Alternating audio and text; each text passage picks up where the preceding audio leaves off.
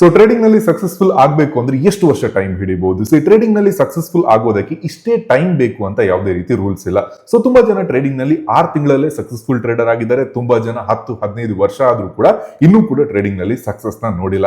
So trading ನ success ಏನಿದೆಯಲ್ಲ, ನೀವು ಎಷ್ಟು ಕಲ್ತಿದ್ದೀರಾ ಅಥವಾ ಯಾವ ರೀತಿ ನೀವು ಆ ಒಂದು ಚಾರ್ಟ್ ಅನ್ನ ಅನಾಲಿಸಿಸ್ ಮಾಡ್ತೀರಾ ಅನ್ನೋದಕ್ಕಿಂತ ನೀವು ಆ ಟ್ರೇಡ್ ನ ಯಾವ ರೀತಿ ಮ್ಯಾನೇಜ್ ಮಾಡ್ತೀರಾ ಅನ್ನೋದರ ಬೇಸ್ಡ್ ಆಗಿ ಇರುತ್ತೆ.